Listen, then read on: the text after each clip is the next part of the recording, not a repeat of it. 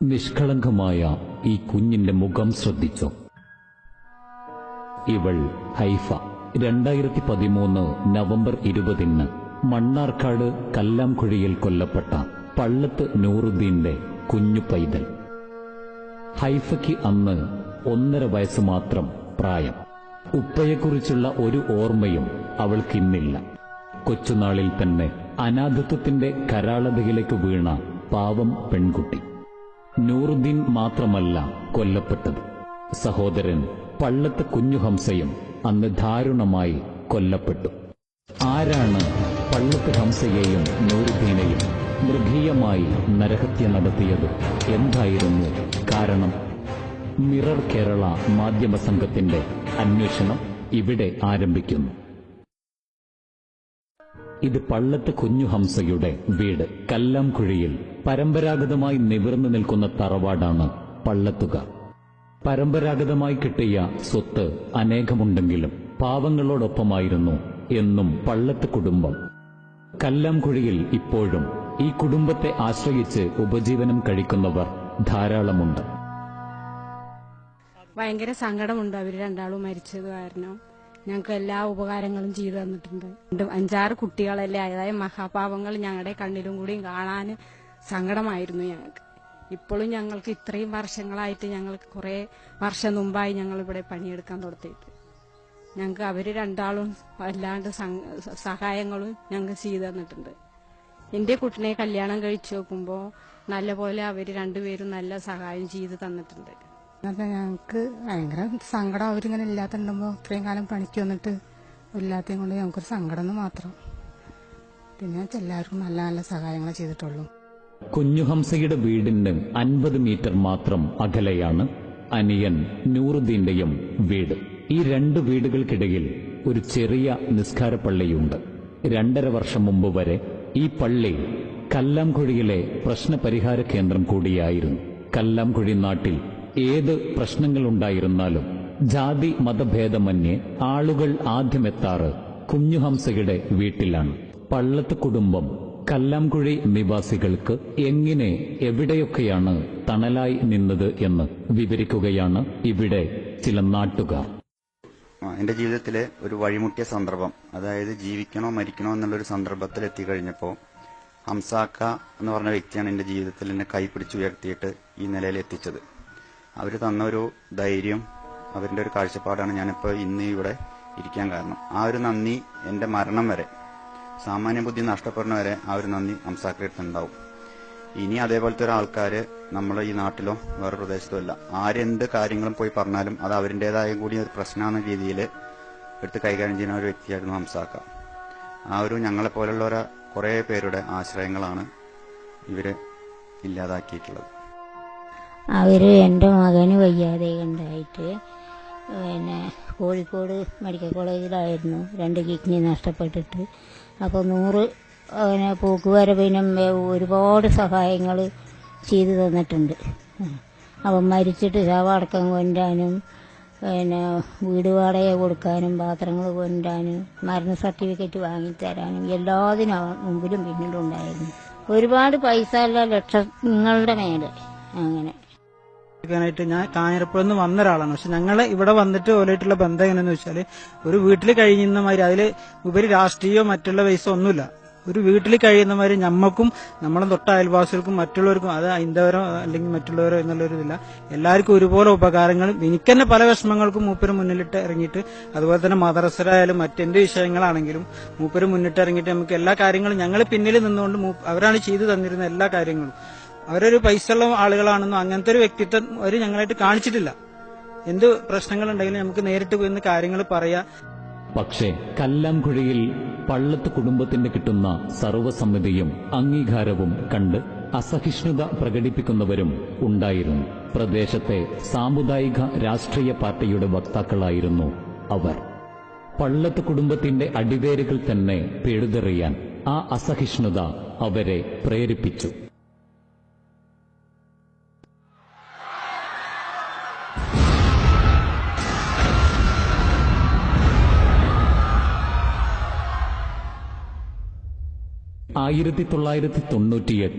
October 21 രാവിലെ 11 മണി കല്ലാംകുഴി സ്കൂളിനടുത്ത് ഒരു bomb സ്ഫോടനം നടന്നു. അന്ന് ബോംബ് സ്ഫോടനത്തിൽ നിന്ന് രക്ഷപ്പെട്ട ഒരാളുടെ ദൃക്സാക്ഷി വിവരണമാണിത്.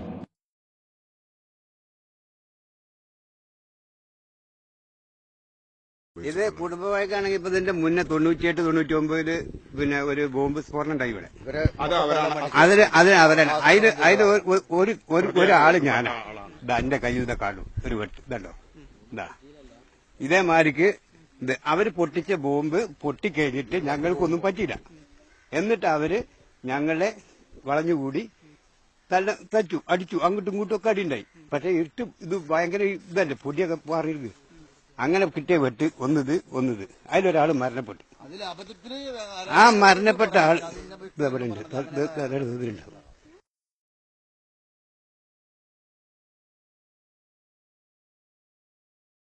അതായത് ഒരു ദിവസം രാത്രി ഹംസ എന്ന് പറയുന്ന ആള് ഒരു 9 മണിക്ക് ഹംസയും പെങ്ങടെ മകൻ ഷിഹാബുദ്ദീനും 9 മണിക്ക് മില്ല് അടച്ചു വരുന്ന സമയത്ത് ഇവര് വലിയ മരക്കഷ്ണങ്ങൾ ഇട്ടിട്ട് ഈ ജീപ്പിനെ ബ്ലോക്ക് ചെയ്തു.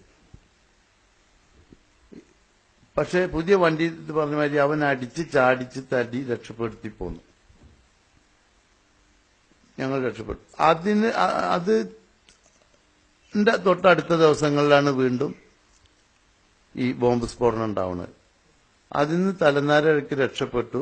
അവര് 10-35ഓളം പ്രതികളുണ്ടായിരുന്നു. ഞങ്ങൾ ഈ 7 പേരല്ലാതെ ആരും ഉണ്ടായിരുന്നില്ല. ഞങ്ങൾ 7 ആളെ പേരിലും അവരെ 35 ആളെ പേരിലും ബോംബ് സ്ഫോടനം.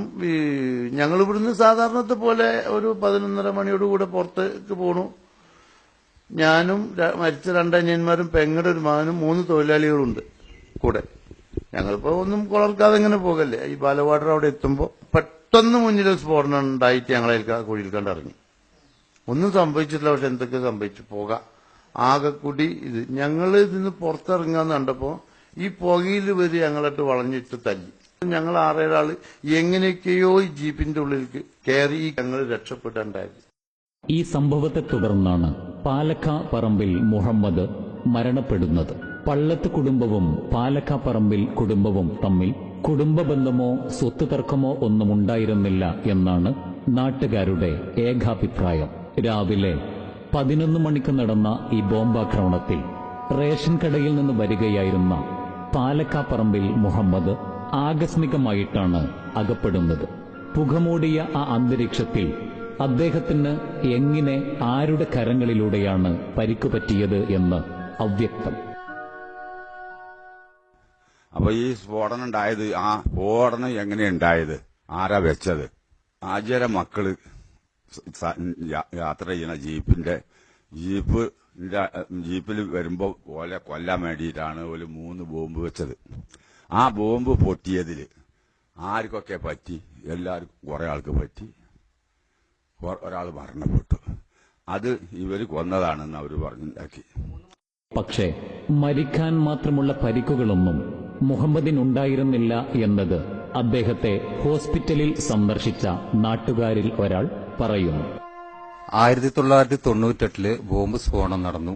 അതിൽ പരിക്കേറ്റ മുഹമ്മദ് ഖാനെ പെരിന്തൽമണ്ണ മൗലാന ഹോസ്പിറ്റലിൽ 2ാമത്തെ ദിവസം പോയി സന്ദർശിച്ച ആളാണ് ഞാൻ. അങ്ങനെ 3ാമത്തെ ദിവസം മുഹമ്മദ് ഖാൻ മരിച്ചു. ചികിത്സ കിട്ടാതെയാണ് മരിച്ചതെന്നുള്ളത് നാട്ടിൽ ഒന്നാകെ പാട്ടായിരുന്നു. കാരണം മുഹമ്മദ് ഖാൻ മരിച്ചാലുള്ളൂ ബോംബ് സ്ഫോടനത്തിന് കേസ് ഒതുക്കി തീർക്കാൻ പറ്റുള്ളൂ എന്ന് കണക്കാക്കി ബോംബ് സ്ഫോടനക്കാരാണ് ഈ മുഹമ്മദ് ഖാനെ കൊന്നതെന്നും മുഹമ്മദ് ഖാക്ക് ചികിത്സ കൊടുക്കാതെയാണ് മുഹമ്മദ് ഖാൻ 3ാമത്തെ ദിവസം മരിച്ചതെന്നും എല്ലാ ജനങ്ങൾക്കും അറിയാം. അപ്പോൾ ബോംബ് സ്ഫോടനം രാത്രി 2:30 മണിക്ക് 3 ഭാഗത്താക്കി കുഴിച്ചിട്ട് വയറ് പുറത്തോർത്ത് വലിച്ച് ഇപ്പത്തെ നൂറൂനും കുഞ്ഞംസാനി കൊന്ന ഒരു പ്രതിയുടെ വീട്ടിൽ നിന്ന് ബാറ്ററി കൊടുത്തിട്ട് കണക്ഷൻ കൊടുത്തിട്ട് ബോംബ് സ്ഫോടനം നടത്തിയത് എല്ലാ തെളിവും എല്ലാ ജനങ്ങൾക്കും അറിയാം. അതുകൊണ്ട് 1998 ബോംബ് സ്ഫോടന കേസ് തുടർന്ന് കഥകൾ പോന്നു കഴിഞ്ഞാൽ ഈ 2013 നവംബർ മാസം 20 വരെ ഇതിലെ എല്ലാ കഥകളും അതിലുണ്ട്. ആ സർക്കാർ ആദ്യമായിട്ട് അന്വേഷിക്കുന്നത് 1998 ബോംബ് സ്ഫോടനം ബാലവാടിക്ക് സമീപം ഇവരെ ജീപ്പ് വരുന്ന ഒരു അടുത്ത് വെച്ച് 1 മീറ്ററോളം ഗ്യാപ്പിൽ വെച്ചിട്ടാണ് 3 സ്ഫോടനം ഉണ്ടായത്. 1998 ഈ ബോംബ് സ്ഫോടനം അവിടെ നടന്നത്, ബോംബ് വെച്ചത് ആരിനെ കൊല്ലാനാണ്, എന്തിനാണ് അത് വെച്ചത്, എന്താണ് അത് സംഭവം എന്ന് ഞങ്ങൾക്ക് നാട്ടുകാർക്ക് അറിയണം. ഇതാണ് ഞങ്ങൾ ഒരാവശ്യം. ആ സംഭവം ഒരു കുടുംബകലഹമായിരുന്നില്ല. കുടുംബ വഴക്കൊന്നുമില്ല, അതൊക്കെ പറയാം. കുടുംബ വഴക്കാണ് അവര് നല്ല രീതിക്ക് പ്രവർത്തിച്ച ഈ കുടുംബ വഴക്കിൽ പെട്ടു എന്ന് പറഞ്ഞ ആൾക്കാര് അവരുടെ വീടുകളിൽ പല കാര്യങ്ങളിലും ബന്ധപ്പെട്ട് കഴിഞ്ഞുകൊണ്ടിരുന്ന ആൾക്കാർ. കുടുംബ വഴക്ക് അത് വെറുതെ പറയാം, അത് രാഷ്ട്രീയമായിട്ട് അത് കുടുംബ വഴക്കാക്കി മാറ്റാണ്. 1998 ഈ ബോംബ് സ്ഫോടനം മുസ്ലിം ലീഗുകാർ തന്നെ ഇടപെട്ട് ഒത്തുതീർപ്പിലാക്കുകയായിരുന്നു. ഈ കേസ് വന്നു ആദ്യം പാലക്കാട് ഫാസ്ട്രാക്ക് കോടതിയിലാണ് വന്നപ്പോ ഈ കേസിൽ ഇവർക്ക് സ്ഫോടനത്തിന്റെ പങ്ക് അവർക്കുണ്ട്. ഇതിന്റെ പിന്നിൽ അവർക്കാ വരിക. അപ്പൊ ഇവരെ വക്കീലന്മാർ പറഞ്ഞതിന്റെ മുകളില് ഇവരെന്ത് കാട്ടി, ഇത് കോംപ്രമൈസ് നമുക്ക് ആക്കുക പറഞ്ഞു, ഒത്തുതീർപ്പ്. അങ്ങനെ കോടതിയിൽ നിന്ന് ഈ 27 പ്രതികൾ അന്നുണ്ട്. അവര് ഞങ്ങൾക്ക് ആർക്കും അറിയില്ല മുഹമ്മദിനെ കൊന്നത് ആരാണെന്ന് ഞങ്ങൾക്ക് ആർക്കും അറിയില്ല. അതായത് മകൻ പറഞ്ഞു, ഉമ്മ പറഞ്ഞു, പിന്നെ ഈ പറഞ്ഞ ഈ വൈസ് പ്രസിഡന്റ് സിദ്ധി അവരൊക്കെ പറഞ്ഞു. അവരൊക്കെ അന്ന് സാക്ഷികളാ.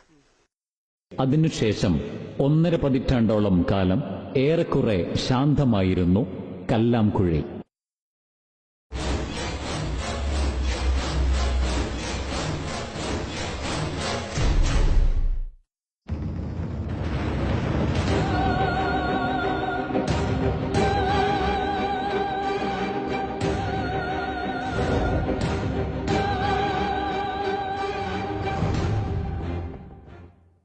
രണ്ട് കാരണങ്ങളാണ് പ്രധാനമായും പെട്ടെന്നുള്ള ഈ കൊലപാതകത്തിലേക്ക് പ്രദേശത്തെ മുസ്ലിം ലീഗിനെയും സമസ്ത ഇ.കെ. വിഭാഗത്തെയും പ്രേരിപ്പിച്ചതെന്നാണ് അനുഭവസ്ഥർ വിവരിക്കുന്നത്. ഇവരെ കൊല്ലാനുള്ള ഒരു കാരണം പറയുകയാണെങ്കിൽ ഹംസ AP വിഭാഗത്തിന്റെ ഒരു ജില്ലാ നേതാവാണ്. പിന്നെ അവിടെ മുസ്ലിം ലീഗിന്റെ ഒരു ഗ്രാമമാക്കി. പിന്നെ മുസ്ലിം ലീഗിന്റെ ഒരു തണൽ പിരിവ് ആ പള്ളിയിൽ കൊണ്ടുവന്നപ്പോൾ ഹംസ പറഞ്ഞു, പള്ളിയുടെ പിരിവ് അല്ലാണ്ട് രാഷ്ട്രീയ പാർട്ടിക്കാരുടെ പിരിവിനോ പാത്രം വെച്ചതിനും പറ്റില്ല എന്ന് പറഞ്ഞു. അതിന്റെ പേരിലാണ് ഹംസയ്ക്കെതിരായിട്ട് ഇവര് നീങ്ങി. പിന്നെ അവര് ഇവിടെ പ്രധാനപ്പെട്ട ഈ ഭാഗത്തേക്ക് പ്രധാനപ്പെട്ട വ്യക്തികളായിരുന്നു. എല്ലാ കാര്യങ്ങളും എല്ലാ ജാതി മതം വ്യത്യാസമില്ലാതെ എല്ലാ ആൾക്കാർക്കും വേണ്ടപ്പെട്ട ആൾക്കാരായിരുന്നു. അത് കണ്ടപ്പോ ഇവിടെ കുറച്ച് അയലളകിട്ട് കുറച്ച് ലീഗുകാരുണ്ട്. അവരുടെ പ്രവർത്തനം അവരായിരിക്കും മുമ്പിൽ നിൽക്കുക, അവർക്ക് വളരെ മോശമായിരിക്കും പ്രവർത്തനം. അപ്പോ അവരെ വകവരുത്തി. ഇനിയിപ്പോ ആരെങ്കിലും ഒരു പാവപ്പെട്ടവൻ കുടുങ്ങിയാൽ ഈ രണ്ട് വ്യക്തികളാണ് മറ്റുള്ളവർ സഹായിക്കൽ. ഞങ്ങൾ ഒരു പോലീസ് സ്റ്റേഷനിലേക്ക് പോകേണ്ട ആവശ്യം ഞങ്ങൾക്ക് വന്നിട്ടില്ല. എന്തെങ്കിലും ഒരു പ്രശ്നങ്ങൾ മഹലിലോ അല്ലെങ്കിൽ നാട്ടിലോ വരികയാണെങ്കിൽ കുഞ്ഞുംസെ അല്ലെങ്കിൽ നൂറുദ്ദീൻ എന്ന് പറഞ്ഞാൽ അവർ വന്ന് ജനങ്ങളെ സഹായിക്കുന്ന ഒരു ഇതാണ്. അത്രക്കും ഏതൊരു ഹിന്ദു ആയാലും ശരി, മുസ്ലിം ആയാലും ക്രിസ്ത്യാനായാലും ഇവരുടെ സഹായം പറ്റാത്തവരും ഈ നാട്ടിലുള്ള എല്ലാ വ്യക്തികളും അവരുടെ ഭക്ഷണം കഴിച്ച് വളർന്നുണ്ടായ ആളുകളെന്ന് തന്നെ പറയാൻ പറ്റും. ഈ പ്രതികളടക്കം ഇന്ന് അവരുടെ സഹായം പറ്റിക്കൊണ്ടും അവരുടെ വീട്ടിലെ എല്ലാ കാര്യങ്ങളും ചെന്നിട്ടും ആവശ്യപ്പെട്ടിട്ടും ബന്ധപ്പെട്ടും കൊണ്ടും ചെയ്യുന്ന ആളുകളായിരുന്നു. അത്രയും സഹായിക്കുന്ന രണ്ട് വ്യക്തികളാണ്. ആസൂത്രണം തന്നെ. ഇവര് ഇവിടെ തല പൊക്കാൻ പാടില്ല. ഇവര് തല പൊക്കി കഴിഞ്ഞാൽ മറ്റുള്ള അവർക്ക് അവരുടെ കാര്യങ്ങൾ നടക്കില്ല നാട്ടിൽ. അവര് എല്ലാ ആസൂത്രണങ്ങൾ ചെയ്തിട്ട് കണ്ടാണ് ഇവർ അന്ന് പോലും കൂടെ ഇവരുടെ സഹായങ്ങളും ഇവരോട് സംസാരിക്കുകയും ചെയ്തിട്ട് ഇവരെ നിരപരാധികളാണ്. അപ്പോൾ ഞങ്ങൾ ഇവരോട് പറഞ്ഞപ്പോൾ അവർ നമ്മുടെ നാട്ടിൽ ജീവിക്കുന്നവരല്ലേ, അവരെ നമ്മളത് ചെയ്യൂല എന്നാണ് ഇവരുടെ 100% ഈ രണ്ട് വ്യക്തികളുടെയും വിശ്വാസമുണ്ടായത്.